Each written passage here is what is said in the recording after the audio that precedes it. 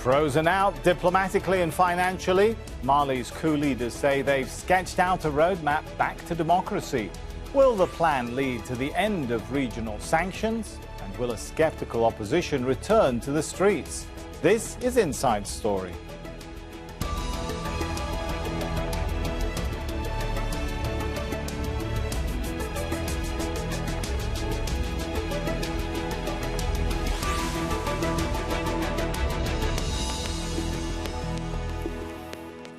Hello and welcome to the show. I'm Sami Zeidan. Nearly a month after Mali's military coup, agreements seem to have been reached on a transition. The plan sees a return to civilian rule within 18 months. The ruling junta announced the political charter on Saturday after talks with the political and civil society groups. But it's been rejected by the coalition that led protests against deposed President Ibrahim Boubacar Keïta. The West African bloc, ECOWAS, is due to discuss Mali during a summit on Tuesday. Well, this is what the military announced. An interim president and vice president will be chosen by a group appointed by the junta. A transitional council will serve as the National Assembly or Parliament for 18 months until elections can be held. But here's the big sticking point. The transitional government could be led by someone from the military. The opposition and ECOWAS insist it must be a civilian.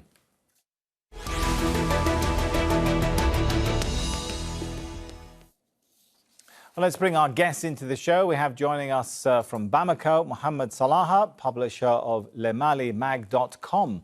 Mohamed writes extensively on security and conflict in the Sahel region. In Yaoundé, Cameroon, Marie-Roger Biloa, CEO of Africa International Media Group and an Africa Affairs analyst. And in Scotland, Manu Lekunze, lecturer at the University of Aberdeen and author of Inherent and Contemporary Challenges to African Security. A warm welcome to you all. Let me start with Manu and say, will this transition plan prompt an end to a resurgence of protests? For now, I think we will have to wait and see, to be honest, because as I might have mentioned earlier in some discussions I've had with Jazeera, though the Malian army did what the people wanted by removing Boubacar Keïta, the protest initially had also raised concerns about the army at the earlier stages, because there have been quite a lot of corruption within the army and atrocities caused by the army before the coup. So at this point, what we are seeing is that the decision to have an 18-month transition is not totally accepted by the movement that started the protest in the first place. So I wouldn't say that it's a done deal. The transition proposal seems reasonable for that they need time to kind of hand over to a reasonable government, but we need to wait and see whether this will be accepted by all the opposition groups, which may actually cause more problems going forward. Well, we're already hearing, man, if I can jump in here, we're already hearing a rejection from one of those powerful opposition groups, the M5-RFP. Let me take that point to Marie and say, can this transitional plan succeed without the support of the M5-RFP? Absolutely not. That's a very good question. It is just not possible. You know, what happened in Mali was, first, a large protest against the regime. And it was really countrywide. And the military took the opportunity to overthrow the president, and that was very popular. So what people thought and believed and hoped was that they did that sort of in behalf of the people, and they will do everything to stay sort of in connection, in harmony with people's will. But what we, and until the yesterday, when the consultation ended, people were very hopeful that they do a consultation, they want to listen to the people and find out the best way to lead the transition, to have a roadmap for the transition which is backed by a large majority.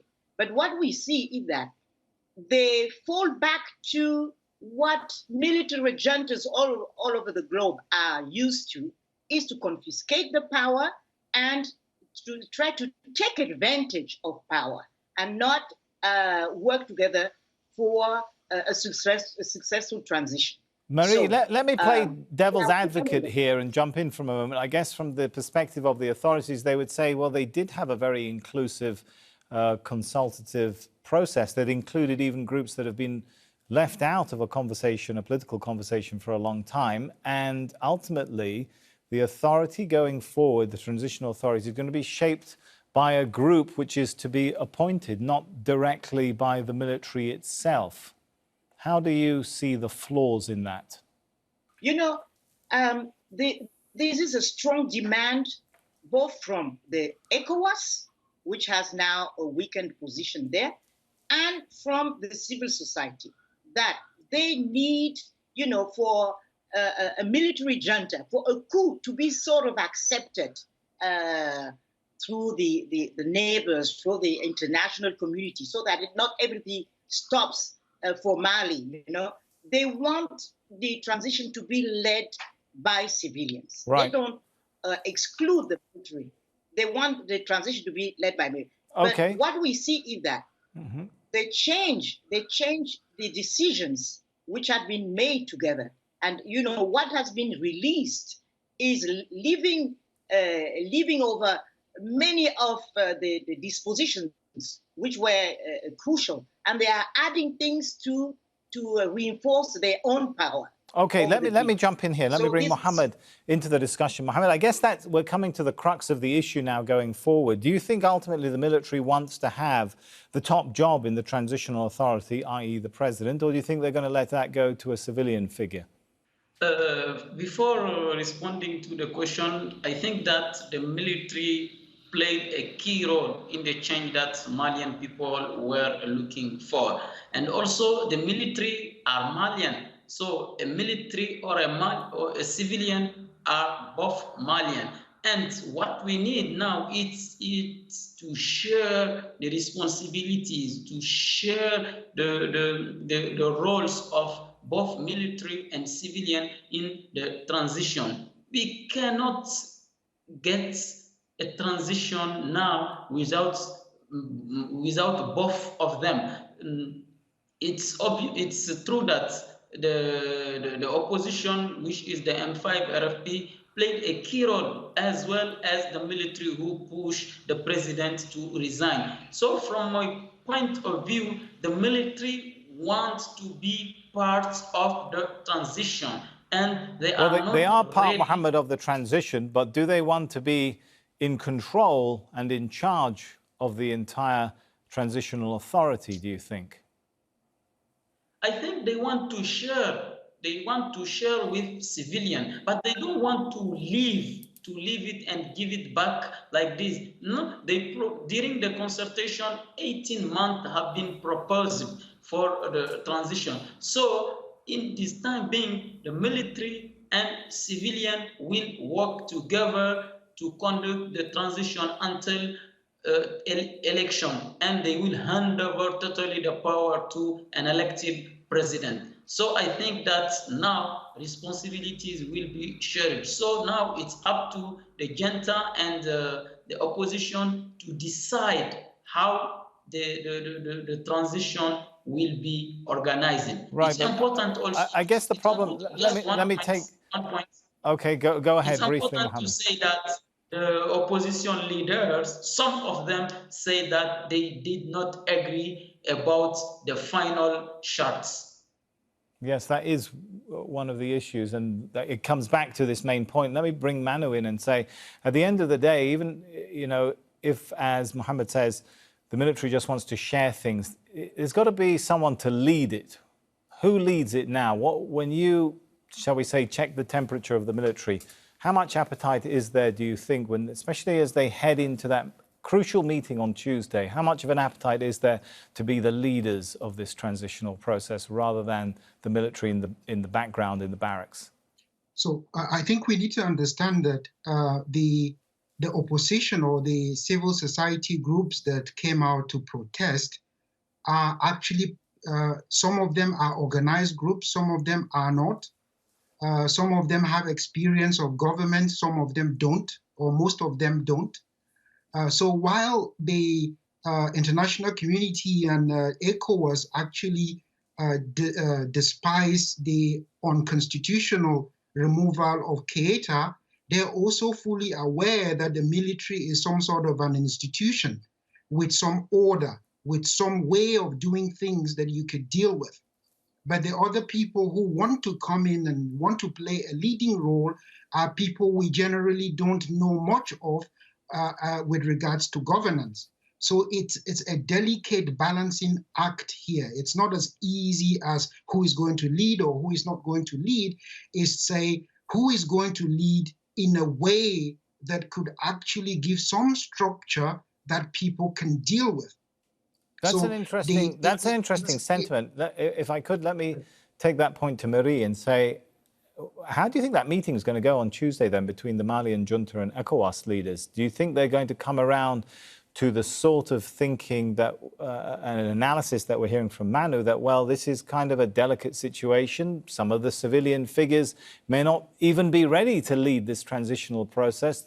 Maybe the military need to have a more prominent role than ECOWAS and the opposition have been calling for?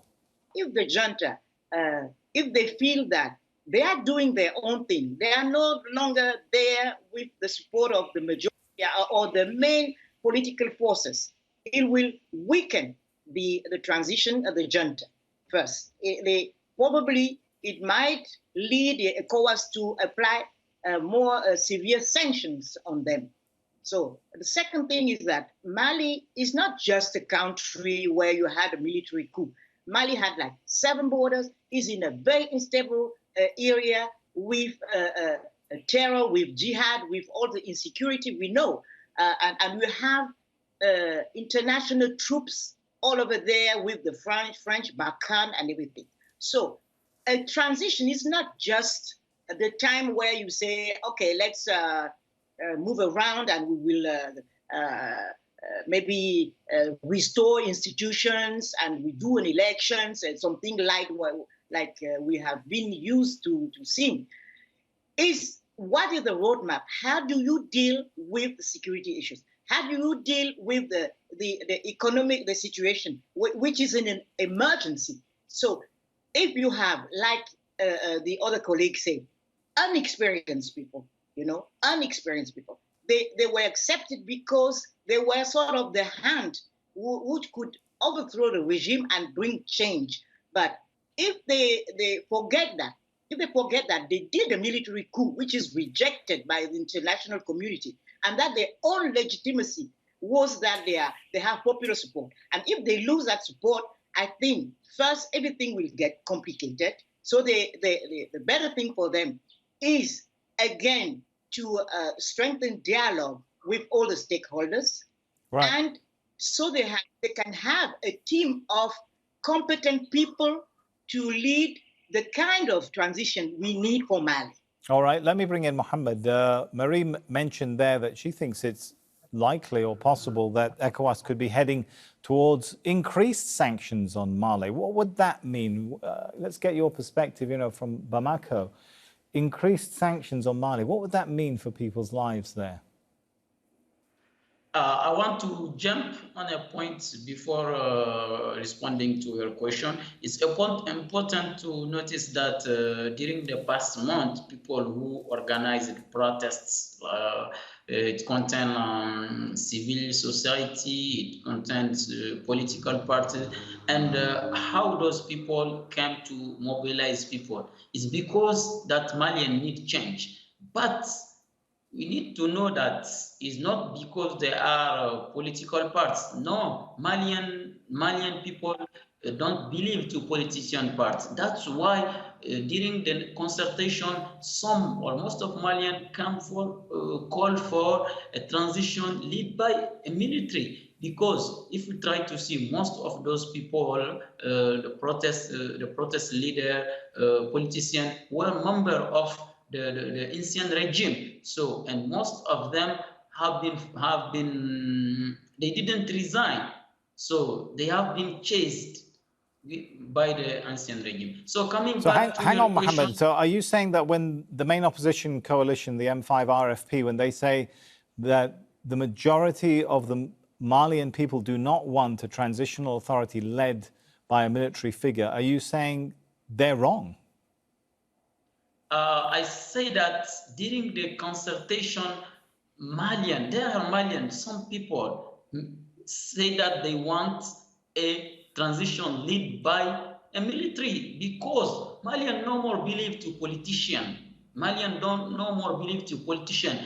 The same people who claim for the resignation of the president Ibrahim Boubacar Keïta were parts of his regime. Okay, so it's because that's an interesting perspective. Let me take that perspective to Marie and ask that question. Do you agree with that analysis from Mohammed there, that during the consultative process, it was clear a lot of people wanted the military to lead the transitional authority rather than the politicians because they don't have faith in the politicians? You know, there is a say that when somebody kills the lion, you cannot deny him the head. You know, so the military are the one who could bring change because they are armed. They took the president and let him to resign. And I don't think it's very reasonable to have the army, the junta, against the transition. I think it's not reasonable to say we want a transition without the military.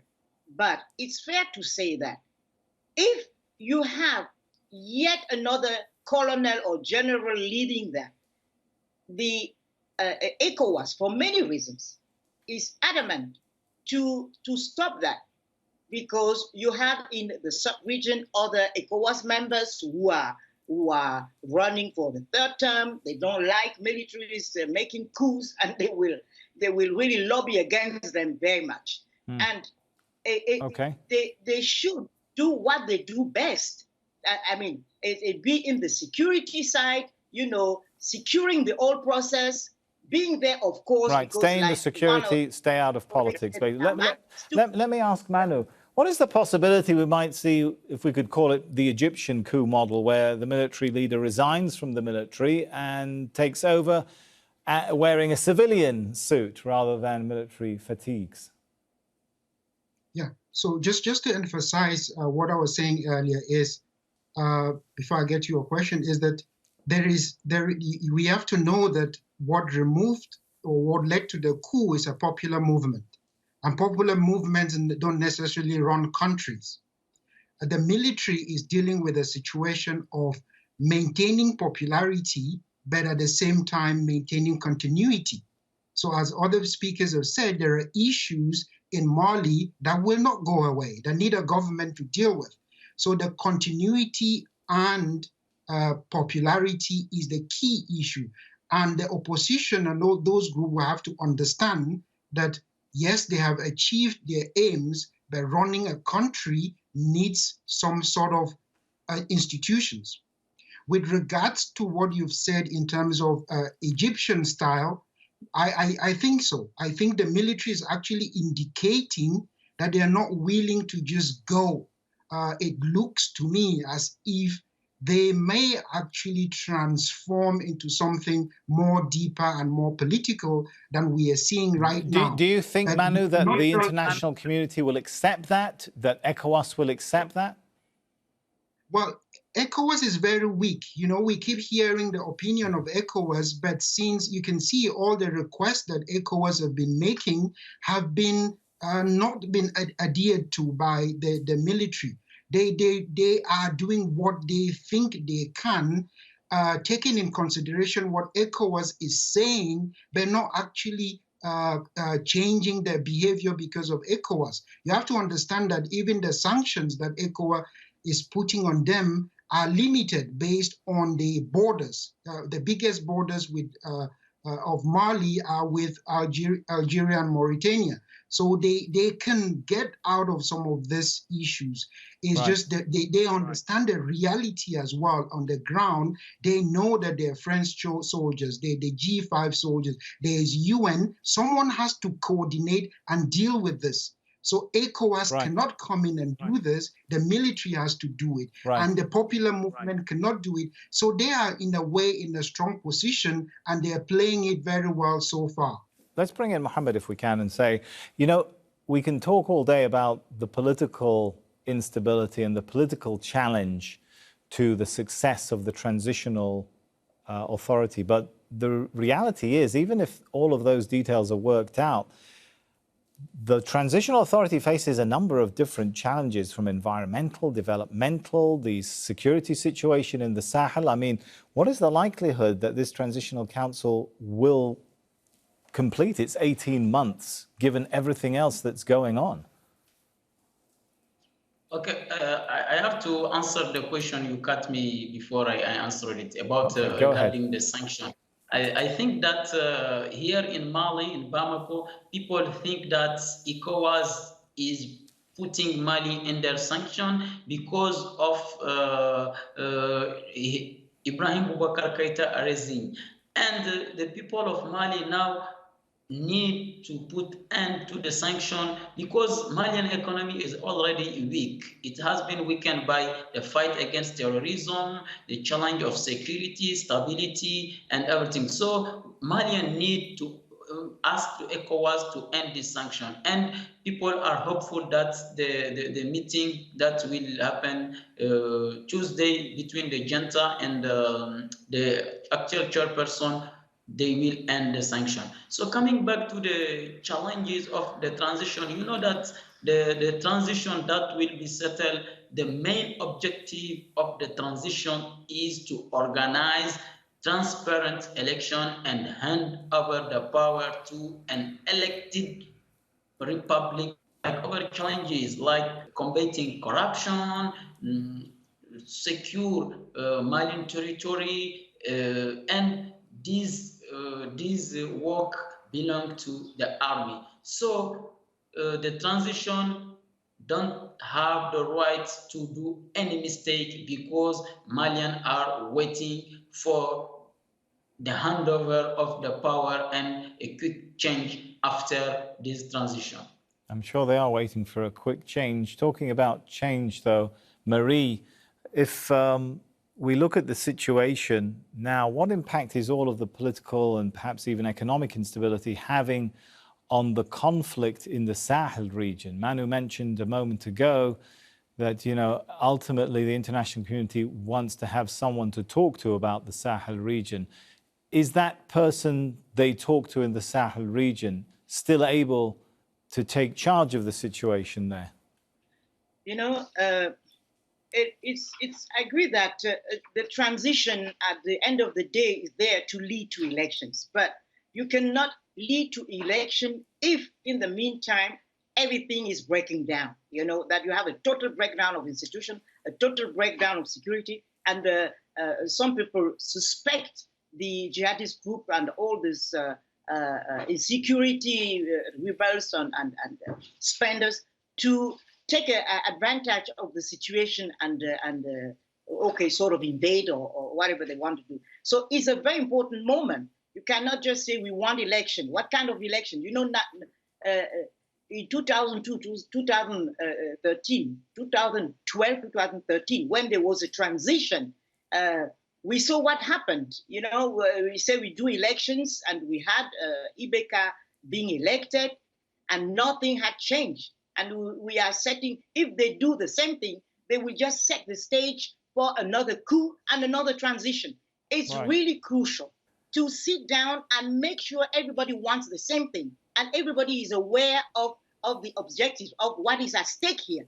And, you know, ECOWAS has been a very important actor, but they failed to understand that the change is really needed, and that even if it takes a coup, Malian were supporting it. Right. So that's what we need to have in mind, that the junta needs to have in mind that they are there for the population, for the people. All right, that's a good point.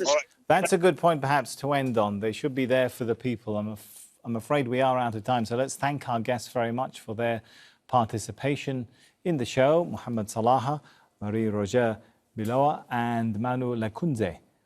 And thank you too for watching. You can see the show again anytime by visiting our website aljazeera.com. For further discussion, head over to our Facebook page. That's facebook.com/AJ Inside Story. You can also join the conversation on Twitter. Our handle is @AJ Inside Story. From me, Sami Zeidan, and the whole team here for now, goodbye.